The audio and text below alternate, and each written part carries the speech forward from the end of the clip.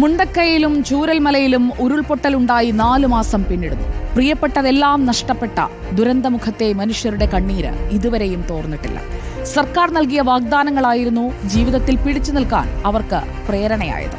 ഒപ്പമുണ്ടാകുമെന്ന ഉറപ്പ് അവർ വിശ്വസിച്ചു. എന്നാൽ ദുരന്തമുണ്ടായി 4 മാസം പിന്നിടുമ്പോൾ നൽകിയ ഉറപ്പുകൾ പാലിക്കാൻ കേന്ദ്ര സംസ്ഥാന സർക്കാരുകൾക്കായോ?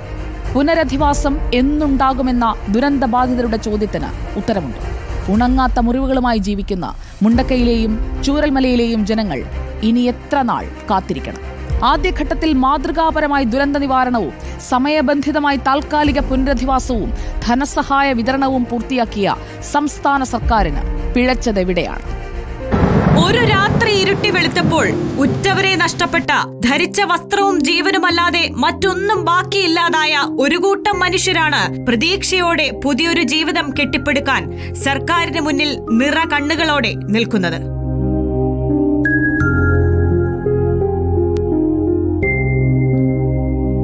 കേന്ദ്ര സഹായം ലഭിച്ചില്ലെന്നും പണമില്ലെന്നും പറഞ്ഞ് കൈയൊഴിയാവുന്നതാണോ സംസ്ഥാന സർക്കാരിന് മുണ്ടക്കൈ ചൂരൽ മലക്കാരോടുള്ള ഉത്തരവാദിത്തം? കേന്ദ്ര സഹായം ലഭിച്ചില്ലെങ്കിൽ മറ്റ് വഴികളിൽ പുനരധിവാസം ഉറപ്പാക്കാൻ സർക്കാരിന് ബാധ്യതയില്ലേ?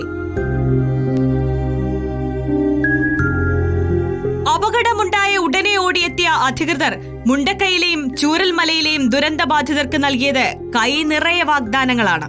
വയനാട് ഉരുൾപൊട്ടലില് ക്യാമ്പുകളിൽ കഴിയുന്നവർക്ക് വാടക വീടുകളിലേക്ക് മാറുന്നതിനായി മുഖ്യമന്ത്രിയുടെ ദുരിതാശ്വാസ നിധിയിൽ നിന്നും വാടക ഇനത്തിൽ പ്രതിമാസ തുക അനുവദിക്കാൻ നേരത്തെ തീരുമാനിച്ചിട്ടുണ്ട്. ദുരന്തത്തിൽ മരണപ്പെട്ടവരുടെ ആശ്രിതർക്ക് 6 ലക്ഷം രൂപയാണ് സാധാരണ ധനസഹായം ലഭിക്കുക. അപ്പോൾ ഇതില് മുഖ്യമന്ത്രിയുടെ ദുരിതാശ്വാസ നിധിയിൽ നിന്ന് 2 ലക്ഷം രൂപ കൂടി അനുവദിക്കാൻ മന്ത്രിസഭാ യോഗം തീരുമാനിച്ചിട്ടുണ്ട്. പ്രഖ്യാപനങ്ങളെല്ലാം ഉള്ളു നിറയുന്നതായിരുന്നു. അടിയന്തര സഹായമായി 10,000 രൂപ, നിത്യച്ചെലവിന് കുടുംബത്തിലെ ഒരാൾക്ക് 300 രൂപ, മരിച്ചവരുടെ കുടുംബത്തിന് ആശ്വാസ ധനം, പ്രതിമാസ വാടക 6,000 രൂപ, സൗജന്യ റേഷൻ, ചികിത്സാ ചെലവ്, വീട്, ടൗൺഷിപ്പ് തുടങ്ങി ഒരു പിടി വാഗ്ദാനങ്ങൾ സംസ്ഥാനം ദുരന്തബാധിതർക്കായി പ്രഖ്യാപിച്ചു. എന്നാൽ ഇത് കുറ്റമറ്റ രീതിയിൽ നടപ്പാക്കിയോ എന്നതാണ് ചോദ്യം. മേപ്പാടി പഞ്ചായത്ത് വിതരണം ചെയ്ത ഭക്ഷ്യക്കിറ്റിന്റെ അവസ്ഥ നാം കണ്ടതാണ്. തുടർ ചികിത്സയ്ക്കുള്ള സഹായം പലർക്കും മുടങ്ങി. മാസവാടക കിട്ടിയില്ലെന്നും സൗജന്യ റേഷൻ എല്ലാവരിലേക്കും എത്തിയില്ലെന്നും പരാതി ഉയർന്നു. പുഴുവരിച്ച ഭക്ഷ്യക്കിറ്റ് വിതരണം ചെയ്ത ശേഷം പിന്നീട് വിതരണം ഉണ്ടായില്ലെന്നും പരാതിയുണ്ട്. ഒറ്റപ്പെട്ട സംഭവങ്ങൾ എന്ന് പറഞ്ഞുയരുന്ന പരാതികളെ മറികടന്നാലും ഉയരുന്ന ഒരുപാട് ചോദ്യങ്ങളുണ്ട്.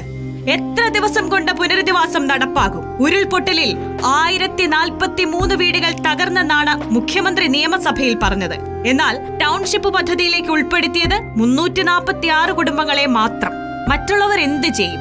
ദുരന്തബാധിതർക്ക് വീട് നൽകാനും മറ്റും തയ്യാറായി എത്തിയവരെ സർക്കാരിന് കാര്യക്ഷമമായി ഉപയോഗിക്കാനായോ? സഹായ വാഗ്ദാനങ്ങളെ സർക്കാർ സ്വീകരിച്ചില്ലേ? പല സംഘടനകളും സ്വന്തം നിലയിൽ ദുരന്തബാധിതർക്ക് വീടൊരുക്കി തുടങ്ങി. ചുരുക്കം പേർക്കെങ്കിലും ഇത്തരം സഹായം ലഭിക്കുന്നത് ആശാവഹമാണ്. എന്നാൽ ഭൂരിപക്ഷം വരുന്ന ദുരിതബാധിതർ ഇപ്പോഴും സർക്കാർ സഹായത്തിനായി കാത്തിരിക്കുകയാണ്.